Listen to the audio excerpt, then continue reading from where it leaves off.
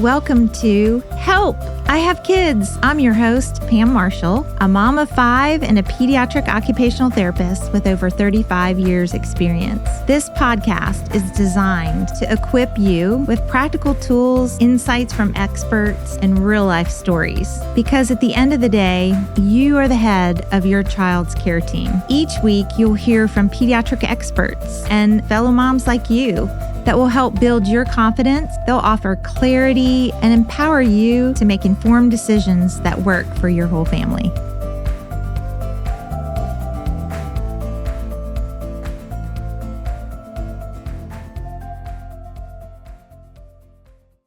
Hi, moms and friends listening. Welcome to Help, I Have Kids podcast. I'm your host, Pam Marshall. I'm an occupational therapist and a mom, and sitting here today with my friend, Emily. She's also a mom that has quite the story.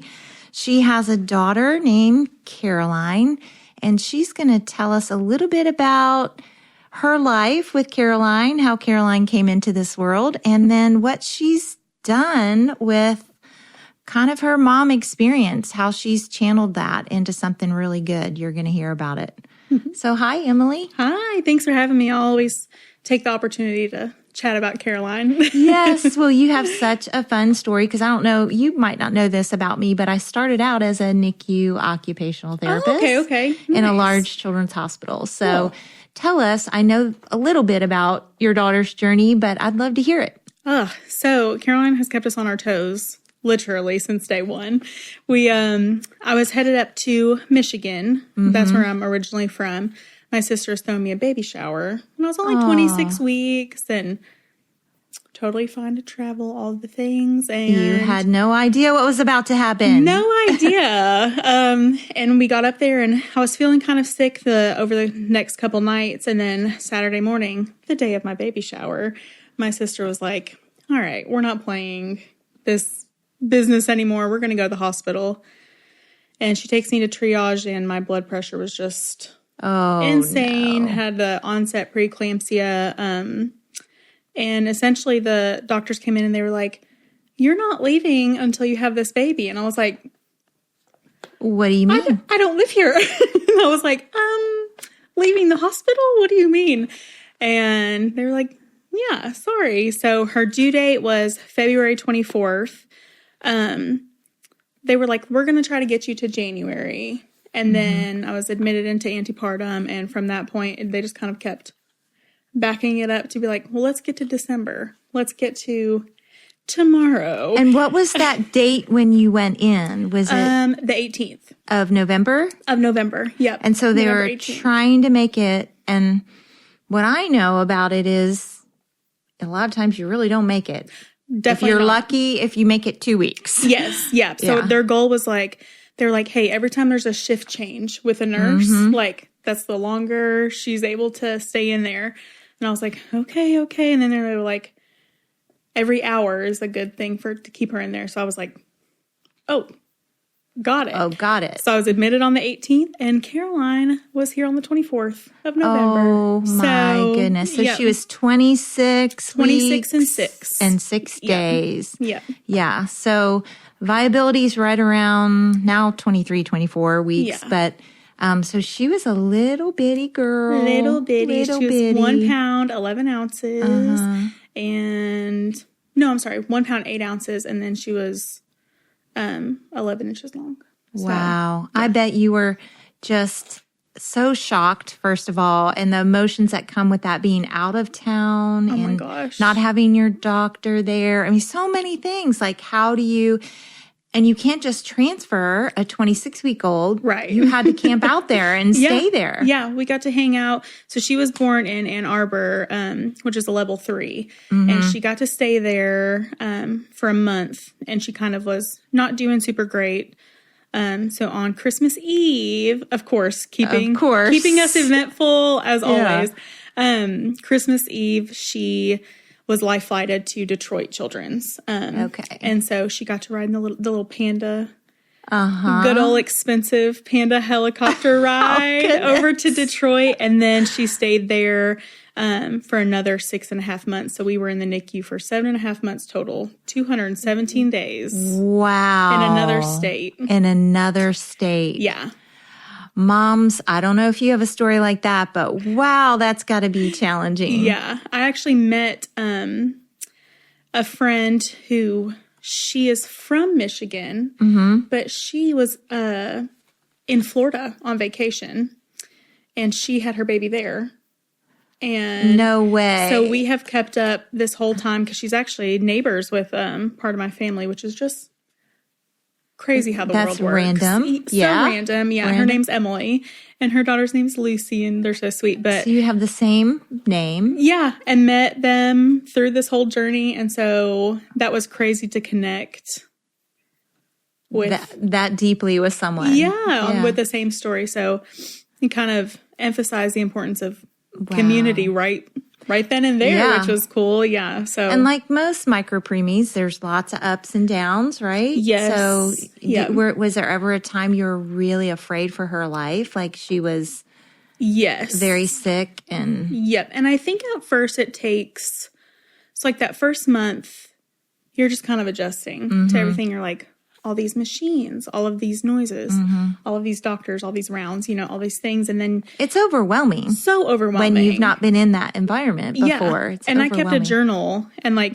I'm just looking back at like the journal now, because sometimes I like to go through it, and I'm just like, I just like taught myself all this stuff, like acting like I just knew all this, and but now it's funny knowing all of that and what it meant to look back. And that is a great tip for moms, anyone absolutely. In a surprise situation or you're overwhelmed about medical information, is get a spiral notebook and just write down everything. And you can say to even the doctor talking, even if it's intimidating, it's during rounds, you can say, can you repeat that again? I'm just writing it down so I can remember it. Absolutely. And they're usually patient and understanding with that because it's actually overwhelming. There's so much information. Absolutely. Yeah, I'm so glad that I had 3 notebooks, all the time we were in there. You just fill them up and start on the next one. Yeah, exactly. But I was able to keep all that, and I'm so glad. There was a few times in that first month where I was not really sure, and we had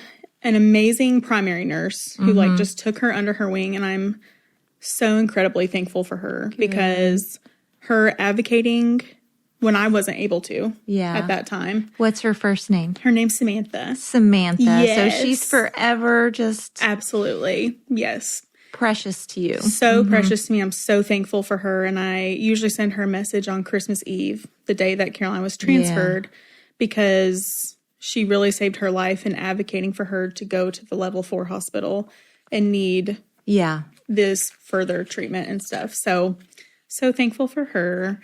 And then we were really lucky to just be really blessed with amazing nurses and doctors once we got to Detroit. Did she have therapy too in NICU? Once she was actually intubated from the time of birth. They tried to extubate a few times. But February 4th was the day that she was successful extubated. So moms, what that means is when premature babies can't breathe on their own, they do get a tube down to put oxygen in their lungs. And so that tube, when you're intubated, that means the tube is in, and extubated is the tube comes out. Yes. And they breathe on their own. Yep. So. They get to do more fun things. You get to hold them with a little bit less scared feelings. And, when they're intubated, it feels weird having all that tape and everything on there. You get to see their cute little face a little bit more, and it's a big deal. So she ended up getting therapy, but it wasn't until about a month before we actually left the NICU when all of the therapies started. And PT and OT would just kind of let her come in. And I remember her playing with like a little O-ball on the floor, and I got her a little tummy time mat to kind of check out some good things. But since she, from like the beginning of her NICU journey, I kept like black and white contrast photos around her thing, a little music, and just... things to not be overstimulating, but to just keep her a little bit. Keep her going. Did she have music in her bed? Yes. Yeah. So I put she had a little rabbit, and I kept it in her memory box. And And it had like you could do a heartbeat or little music. Sweet. And so they didn't have it in the NICU. They didn't have it like a pillow speaker. No. Yeah. I went ahead and ordered one. The spoiling started quickly, but put it in there and hopefully she enjoyed it. So what was one thing in the NICU that was a surprise to you? Like, everything. Absolutely everything. Like, I'm sure there were positive things, like you said, the nurse, the primary nurse, but absolutely. Were there other positive things that were like a surprise or?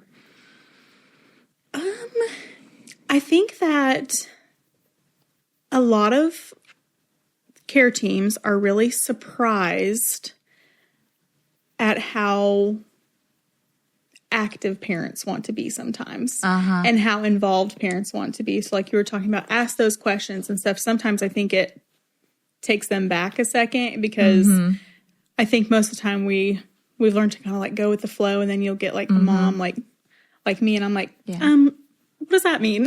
Can you let me know what that means? So that surprised me too. Well, that kind of in their defense, I think they do have a lot of moms that probably aren't involved in their baby's care, you know, that may be not as conversational and asking questions. Yes, absolutely. So it was definitely a whirlwind, and I think a lot of a trauma from the NICU of course came from, Caroline's situation. Yeah. But actually a lot of the stuff that went on around us was really hard. Hearing like other baby stories, even just from, of course I chat away with everybody. So like meeting other moms or hearing about their stories, but kids across from us are in our little block of things. So there's really hard things when you're in a level 4 nursery. Yeah. You see the worst of the worst. Absolutely. You see kids being born without limbs or born with some really hard diagnoses and very difficult things. And that one was a tough one. So that was definitely a surprise on the negative aspect. But another positive thing, I always just come back to my nurses and doctors and how, especially being in another state, just the community they gave me and the support they gave me, and just I will never be able to thank them and repay them enough in life, but they were just amazing. So that's so good. Yeah. That's what you want to hear, that you were so cared for in that journey. Truly. And finally you got home to Kentucky. Then what happened? Finally came home. She was had lived how many months? She was 7.5 months. 7.5 months. So wow. We had went through that first little chunk of things. And at that point it was just adjusting, because as hard as the NICU is, you do have nurses who are like, oh, this is your schedule. This is your, all of that kind of structure. And then you get home and you're like, oh, guess we're just going to figure this out. Now it's me. Now it's me putting structure in place. Yeah, truly. And you probably had to learn, what were some of the medical things you had to learn taking her home? Like, was she on a monitor? Was she on oxygen? Yeah, we came home on oxygen. So learning that, plus learning how to read the machine and, keep that going. So she would have her little pulse ox on her foot. We also opted, which got us home a little bit earlier, was her G-tube for her feeding tube. So was she partial G-tube, partial eating, or was she all G-tube at that point? All G-tube, yeah. We were trying to do bottles and stuff, and she was just kind of like... Nah. She would like nibble at a little bit and then wasn't really interested. So she was having trouble feeding, and she had a lot of the acid reflux and slow digestion. So just did she really have the procedure that helped with the reflux too? No. She didn't have it. In the NICU, we actually only had the G-tube surgery, which is crazy to be there so long. Unfortunately, her preemie lungs were the biggest problem, but to be there so long, I felt really lucky, like, which sounds so funny, but you really do. I felt a little unscathed, like, okay, we can take this, That is shocking that she did that well. Yeah. I said she just wanted time to hang out with everybody and like, get out of the state for a little bit. But she was gearing up to be the princess that she is now. 100%. So fast forward. Let's talk about Caroline now. How old is she now? So she's 4. She just turned 4 in November. And she is a 4-year-old for sure. Through and through. She's still little bitty. Still little bitty. She's 26 pounds, but she's so tall. So of course we're like, she wants all these clothes, and we're laughing because like she's so skinny but so tall. So we're going through that like very typical challenge, which I love to have. What's something that makes you smile about her that just makes you grin ear to ear? Oh my gosh, so much. Literally so much. She is absolutely hilarious. She will imitate anything, and she is so outspoken and loves to have her own, she has her own personality. And I am so thankful for that. I am never worried about her. She's like a little sassy pants, little 100%. Got her. I'm not worried about her advocating for herself or anything like that, which is really awesome. That's great. She likes her sleep. She just started school in August. Oh, that's a big step. Yes. Did your heart just rip out of your chest? Oh my gosh. Her to school? I was not okay.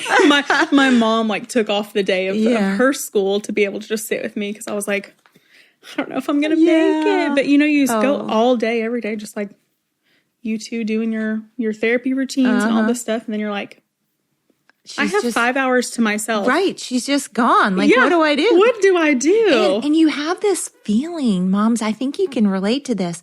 You think no one can do it like you do. Like, your mom brain says, no, I need to be the one to do X, Y, Z.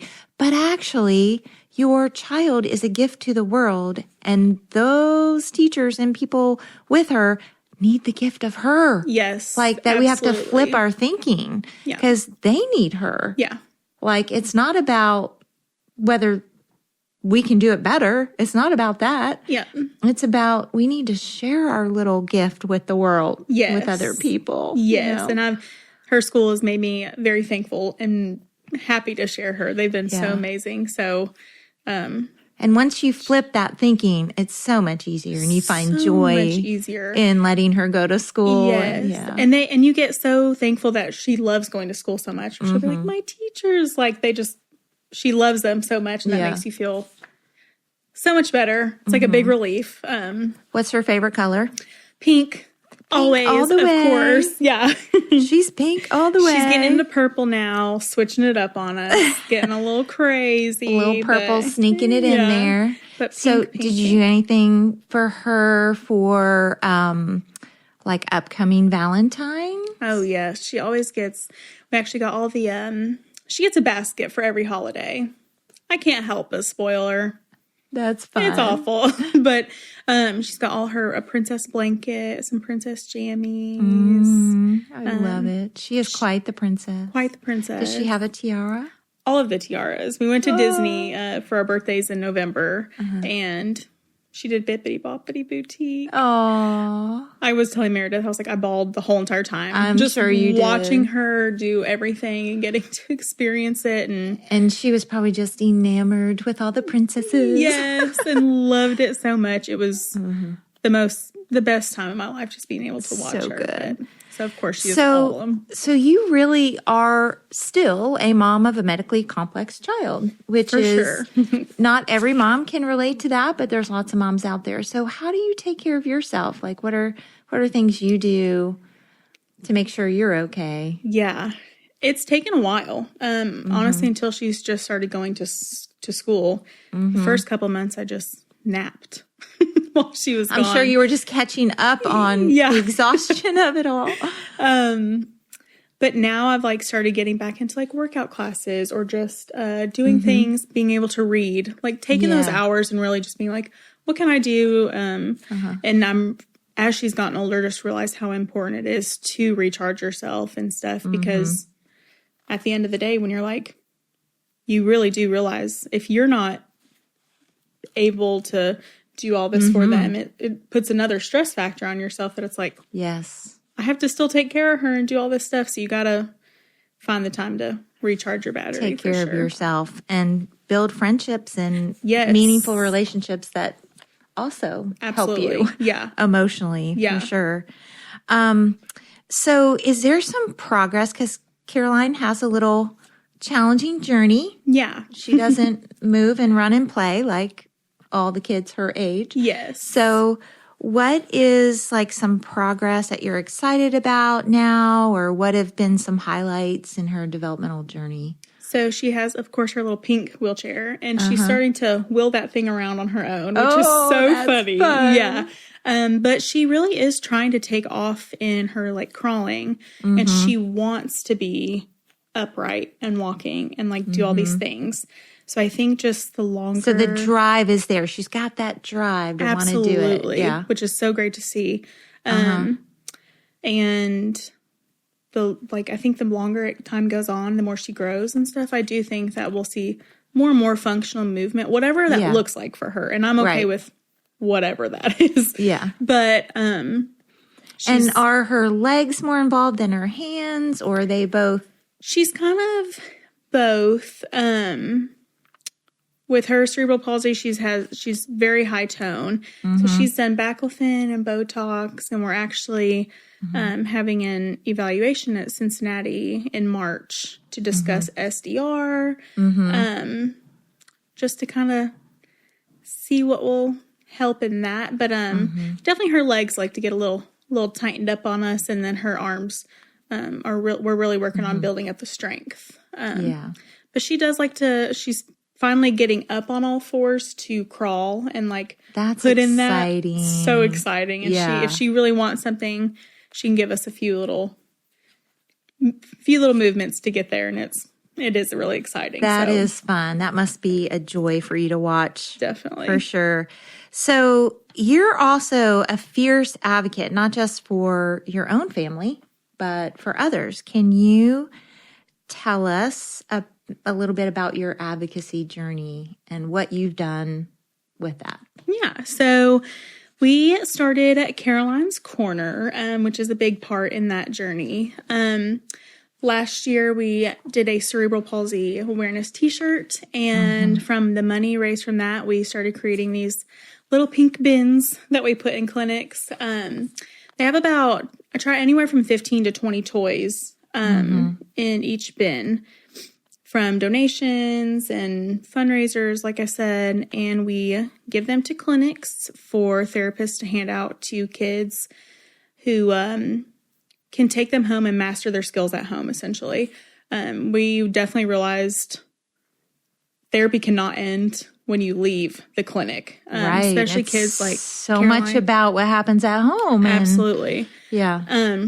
But also it takes a lot of time to go get these stuff, or like this stuff, or takes a lot of money, and it just takes a lot of things and especially as a first time mom, you're like, oh, is this the best toy to use for this? Is this the best toy? Like, what do we choose? And I bet you've loved that about your therapist, because they know the good ones. Yes, they absolutely do. And they just like show us the toys, and I'll ask Heather's literally one of my best friends now. She's like, I call her Caroline's second mom. Yeah.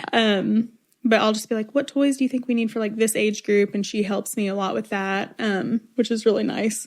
But so, yeah, we fill up these bins and take them to clinics, and they get to hand them out. That's so amazing. So there are a lot of children who maybe their families don't have the resources to buy new toys as they're developing or as they're working on a skill in therapy. And to have, I know as a therapist myself, to have a resource like that somewhere where I can go let a child's family pick out a toy, that's really, really amazing. Definitely. And such a neat thing for you to do. And finding the time in between you caring for Caroline, all the things you're doing to keep that up, and it's really impressive. Thank you. The way you've done that. She definitely gets to help with me. Help nowadays. She likes to open up the packages. Like if we get a little Amazon packages, she's like, let's open it together. And now she helps me load up the bins and all that kind of stuff. Oh, so. I can see her wanting to do that. I can see. Oh, yeah. In the future, maybe she's going to have a trailer on that little wheelchair. No, seriously. Pulling her little bins around. Yeah. So now I'm like, well, and now they're handpicked by Caroline herself. So that's right. Extra special. Handpicked. I can see it. So, what encouragement, moms need a lot of encouragement. So what encouragement might you offer to moms who do have a lot of challenges with their child and they are going through some really hard things. Maybe they just got a diagnosis, or maybe, they're just feeling alone because it's hard. Very lonely feeling. No matter, even with a big support system, it's hard not to feel alone. Yes. Hard not to feel those punches in the gut a lot of times. Absolutely. I think the biggest one that I'm learning right now myself, and something I'm really trying to remind myself, is that you can allow grief and joy to coexist. And it's not easy, but I'm really, really trying to force that in my head when I feel sad or feel guilty for enjoying something, or vice versa, whatever that looks like. It's okay to feel them both. Right. It's okay to have both, and that you don't have to be sad all the time. You don't have to be happy all the time. They're both there. Yeah. But also realizing that doctors, therapists, they're all experts and also amazing, but you're also an expert on your kid. Right. You have that mom gut. You recognize their patterns, a change of breath, especially a medical mom. We learn these little things where you're like, why are you about to gag? Like why'd you just do that? You can see the changes before anyone else can. Exactly. Yeah. So definitely just allow yourself to know that, and trust your gut and be confident in yourself that you do know your kid and what's going on. And doctors do not mind the questions. Don't feel like you're being annoying. I'm always that mom where I'm like, and I'm so sorry, I have another question, but they don't mind at all. I'm sure they would rather you ask than be passive. And just not confident, especially it's a big decision making choices for your child. So they don't mind the questions, and it's okay. That's really good. I love that. You said that joy and sadness can coexist. Yeah. That's really great, because even as Caroline or your child, moms listening, go through stages in life, there's things that she won't be able to do. Yep. And just mourning that absolutely. it's she's not getting to XYZ or whatever. And then holding on to the joy and the hope of, who she really is. Yep. And that you love, that those things can coexist. Yeah.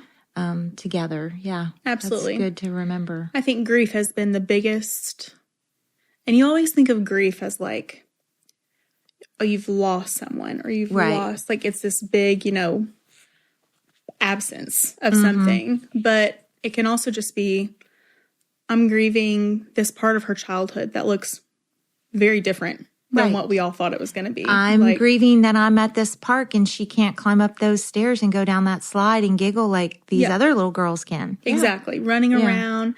But then I'm also like, ugh, thank God she's here. Yeah. And thank God that all she knows is that me and my mom are at the park. Right. And we're she's taking me down the slide or whatever. So it is so hard. I laugh and just say this, but it is so incredibly hard. But I do think it is the most important lesson that I'm learning through all of this, for sure. And do you have are people free? I'm sure they're free to share their comments, because most people are. So when they see her, do you have comeback lines? Or, I'll give you an example. People would see me with, my little ones, especially when I had 4 and I was pregnant with the 5th, and they'd go, boy, you have your hands full. And my comeback line was, yeah, I love it. Thanks. Yeah. And thank God I do. Yeah. So what's your comeback line, or what's your... I really don't have too much. We have actually had, and this is something I have told so many people with her starting school and everything, the world is evolving. Unfortunately, there's so many negative things, but also evolving in a positive way. Yeah, and things like that. I love hearing that. Yes, I've been so lucky that we have really only had positive experiences with that's great kids coming up to Caroline. And we took her to a little, I posted this on Facebook, that we took her to a little Christmas event. And this little girl came up to her and just kept talking to her and and then she said, what happened to her? Because she's in her wheelchair. And I said, oh, her body just works a little bit different than all of ours. And she was like, oh, okay. And just hugged her. Aww. And nonchalantly. But like the fact that she was raised to just like ask a question and did it in such a polite, and she was little. So stuff like that really makes me happy that we can just talk about things, be like, it's just a little different right now. That's all. And she's like, cool. Like, here's a hug. Let's go play. It's so good. I love it. And kids are so free and open. They say what they're thinking. Yes. And they're curious. They want to know. It can be a little scary because you're like, what are they going to ask? What are you going to ask? Yeah. But it's really been positive. So, you know, it was a girl in my 5th grade class that was in a wheelchair. I think that's why I'm an OT. Why I went on to be an occupational therapist. I love that. Because I loved her and no one else wanted to be around her or talk to her. And she was a really neat person. And she talked different. She was a girl with CP that had trouble talking and had a little drool every now coming out of her mouth. Yeah. And I loved her. Wow. And I think that helped me. So hopefully, you never know what Caroline's going to do, how she's going to spur someone on. Exactly. Yeah. Toward working with kids that have different abilities. Absolutely. Yep. That's neat. And I believe she's here for a reason of something like that. She'll do something. She'll change perspectives, and she'll change people's minds about disabilities and how they're perceived. Different abilities. Yeah, that's what I call it. Exactly. Different abilities. Because she has abilities. They're just different. Just a little different. For sure. Yeah, they are. So, uplifting moms, like when you think, you told us that grief and joy can coexist, which is just a great, I just want to keep repeating that. It's such a good thing to talk about. There's so many comparison things, that we moms get into as we journey through with our kids. But, how do you cope with that? How do you cope with just the comparison thing? I think as humans, it's natural. We compare, we have these milestones. I mean, even, you go to the doctor still and they're like, oh, is she doing this, this, this, and this? And I'm like, well, no. but so everywhere you look, there's an opportunity for comparison, and you're going to do it. Just try not to let it steal your joy. And from day one, doctors told us that Caroline is on her own timeline. And she so is. She so is on her own timeline.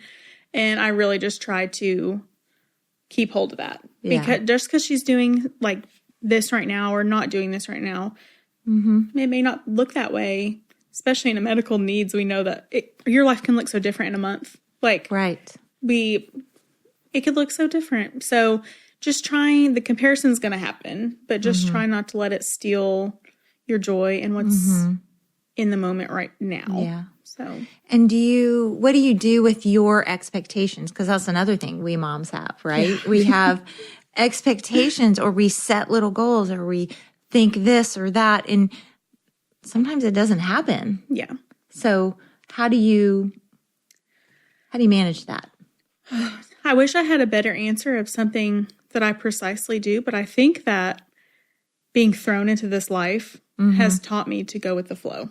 And that's the best way to get through it. And I'm like, you know what, if we just extend those goals, or we add a little bit different, or look at how far they have come. Right. Is a big Looking thing. back. That's so huge. Yes. And we moms don't do that enough either. We don't, yeah. Whether your kid has a disability or not, it's looking back and seeing where you've been and where you've come. Absolutely. You've come. I looked up on a little memory that popped up from a year ago, celebrating Valentine's Day, and she looked so little, and she was still mostly signing little words. Aww. And now she talks. Yeah.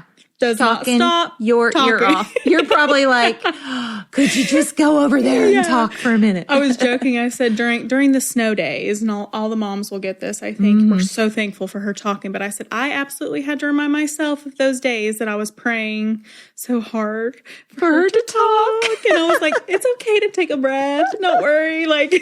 But yep, now she just talks. And so I'm like, okay, so we look at that, and it's like, that's amazing. That's such a big thing. So definitely just look at how far they have come and look at the things they can do or that they are enjoying and just try to focus on that. It sounds... Yeah. Stay on the positive for sure. You have to. So is there any other encouragement that you can think of to give a mom who is in a challenging situation or feeling the challenge of their child? They don't even have to necessarily have a disability, but sometimes you're just going through a really challenging season. Yeah. A kid is not sleeping well. Or, I would say this to my husband, never to my child, but sometimes they go through bratty seasons and they're just being a brat. Yep. And you have to figure out how to navigate that. It Absolutely. Can be that alone. Find some time for yourself. Mm-hmm. So much easier said than done. Yeah. But try to do that. And it really just find something, even if it's not time, just find something to recharge yourself. Go through the drive-thru and get a coffee on the way to therapy or whatever that looks like. And then just really trying to find a community, ask questions, find out there are resources. I don't know why it is trying to navigate Fort Knox to find the resources. Yeah. But there are some. So ask questions and nobody's going to think you're stupid. Nobody's going to think you're annoying. You really just have to push through and be ask for those questions, find those resources, and I'm going to do it. I'm going to do it. Yeah.